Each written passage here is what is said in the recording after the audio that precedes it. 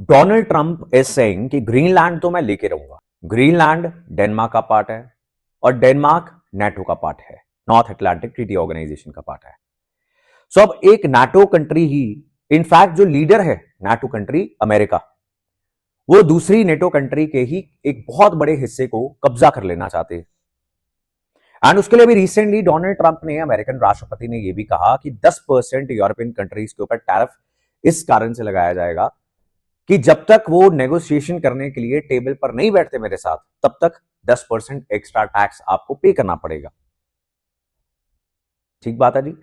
So now all the EU countries, उन्होंने साफ साफ बोल दिया है कि अभी तक सिंस सेकेंड वर्ल्ड वॉर के खत्म होने से लेकर आज तक अमेरिका के साथ खड़े हैं। अमेरिका के हर फैसले में इन यूरोपियन कंट्रीज ने उसका साथ दिया है, लेकिन अब all these countries, European countries, they are coming against America.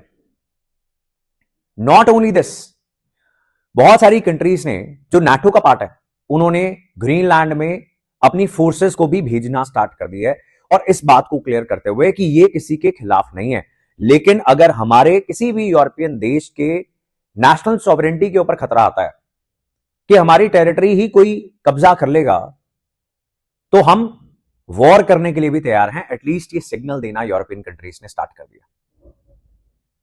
Now Donald Trump क्यों लेना चाहता है ग्रीनलैंड? बिकॉज ट्रंप क्लेम्स, जिसके लिए उसका अमेरिका में भी क्रिटिसिज्म बहुत जबरदस्त तरीके से हो रहा है, जब उसने ये अनाउंस किया कि 10% टैरिफ लगा देंगे यूरोप के ऊपर। ट्रंप का ऐसा मानना है कि अमेरिकन सिक्योरिटी और बेटर होगी।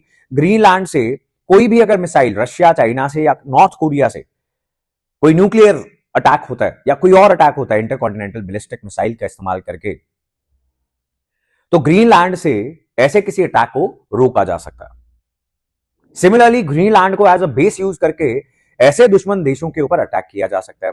फिर आर्कटिक जो रीजन है जहां पर ग्रीनलैंड सिचुएटेड है, वहां पर ग्लोबल वार्मिंग और क्लाइमेट चेंज की वजह से आइस जो है वो पिघलनी स्टार्ट हो गई है, और वहां पर हैं बहुत सारे ऑयल और मिनरल्स जिनको निकालने की ऑलरेडी तैयारी बहुत सारे देश कर रहे हैं।